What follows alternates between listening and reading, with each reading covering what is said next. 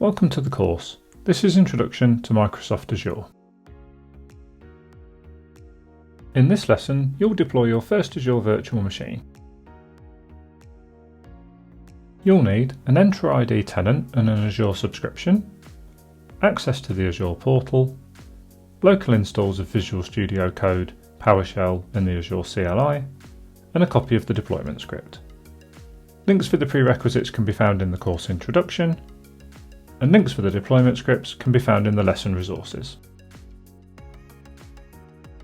In this lesson, you'll learn how to use a resource group for the deployment, how to create a virtual network with one subnet, how to use a network security group to govern traffic flow, how to connect to the virtual machine, and how to verify connectivity. You'll also learn how to view and interpret the effective routes, how to view and interpret the effective security rules, how to use the next hop utility, and how to use the IP flow verify utility. First, let's review the topology diagram for this lesson. To contain your resources, you have a resource group. And inside your resource group, you have a virtual machine. The virtual machine has an operating system disk and a network interface. And the network interface has a public IP address along with a network security group. And finally, the network interface is attached to the subnet within the virtual network. Next, let's review the deployment script for this lesson. From the top, you have your variables. You're going to create a resource group, which requires a name and a location. You're also going to create a virtual network with one subnet, both of which require names and address prefixes. Next, you're going to create a virtual machine and its associated resources. You need names for the virtual machine, the network security group and the public IP address, along with the network interface and the operating system disk. And finally, the virtual machine requires a size in terms of CPU and memory, an operating system image, and a username and password. Just a quick side note here, it isn't a good practice to store passwords within scripts, but this has been done here to keep things simple. In a future lesson, you'll learn how to securely store and retrieve sensitive values with an Azure Key Vault. Now that you've declared your variables, you can start to include the resources in your deployment. First, you can create the resource group. This just requires a name and location. Next, you can create the virtual network. This requires a name, a resource group and location, along with an address prefix. Within the virtual network, you can create the subnet. This requires the name and resource group of the virtual network, along with the name and address prefix of the subnet. You can then create the network security group. This just requires a name, a resource group, and a location. To govern access to the virtual machine, you need to obtain your public IP address, which you can then use in a security rule. One way to do this is to query the IP info API. Here you've converted the JSON response into a PowerShell object, and you've then parsed the object to obtain the value of the IP property. You can now create the security rule. This requires the name and resource group of the network security group, along with the name, direction and priority of the rule, the parameter to allow access, the source and destination address prefixes, and the protocol and port. Next, you can create the public IP address. This requires a name, resource group and location, along with the SKU and the allocation method. You can then create the network interface. This requires a name, resource group and location, along with the names of the virtual network and subnet, and the names of the network security group and the public IP address. And finally, you can create the virtual machine. This requires a name, resource group and location, along with the size, the username and password, the operating system image, the name and SKU of the operating system disk, and the name of the network interface. And now, let's execute the script to perform the deployment. Just a quick side note here, in the virtual machine resource, you use the no-wait parameter, so the command will complete before the resource is in a succeeded state. This allows the deployment to complete promptly, with the resource continuing to provision in the background. If you're following along, in a moment you may wish to pause the video here until the deployment is complete on your side.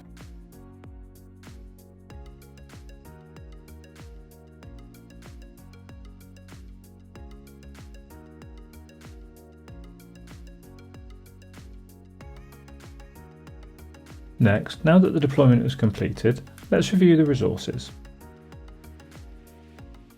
First, let's review the virtual network. Under Settings, let's review the address space. Here you can see which address prefixes are allocated to the virtual network. Next, let's review the connected devices.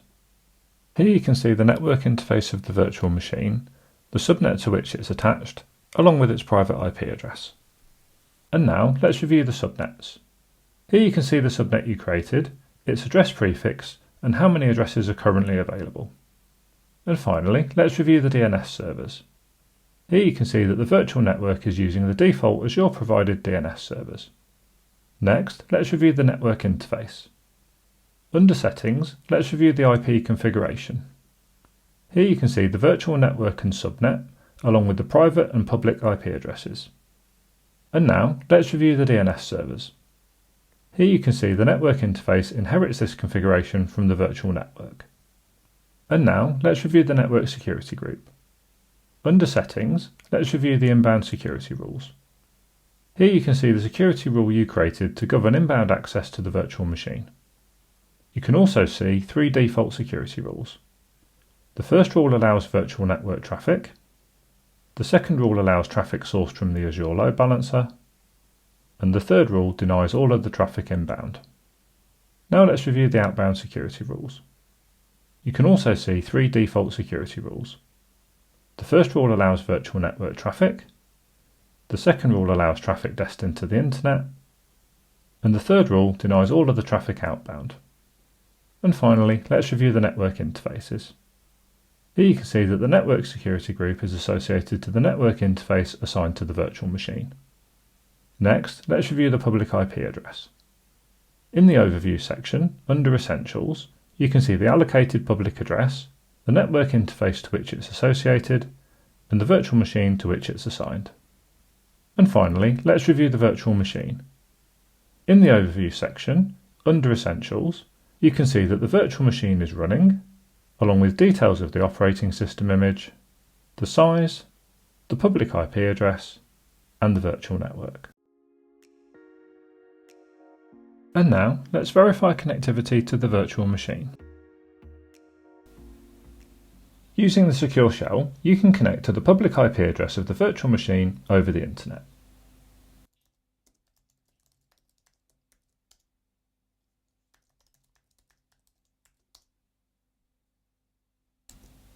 Now that you're connected to the virtual machine, you can verify connectivity over the virtual network. Try to perform a DNS request to look up the Microsoft.com domain using the Google name servers.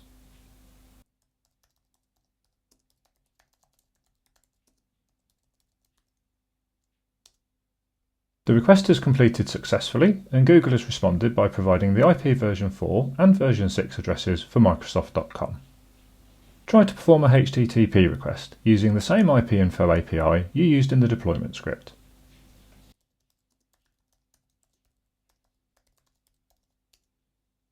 The request is completed successfully and the API has responded with the same public IP address that you used to connect to the virtual machine. Next, let's view and interpret the effective routes of the network interface. The 10.1/16 system route with the next hop type of virtual network allows layer 3 connectivity to all subnets within the virtual network. The quad 0 system route with the next hop type of internet allows layer 3 connectivity to the internet.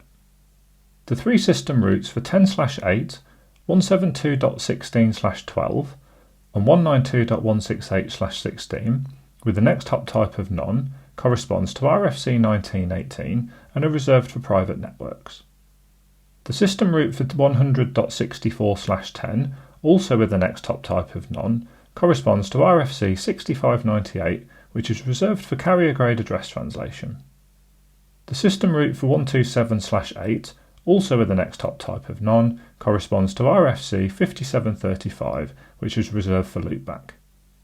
A non-route means that Azure will drop traffic to these destinations. The remaining system routes, also with the next hop type of none, are assigned to Microsoft and other organisations. And now, let's view and interpret the effective security rules of the network interface. This is similar to the view of the security rules from within the network security group, though this provides more detail regarding the address prefixes included in the virtual network, Azure Load Balancer, and Internet Service tags. Selecting the virtual network tag, you can see the address prefix of the virtual network and the address of the Azure Load Balancer. Next, let's learn how to use the next hop utility.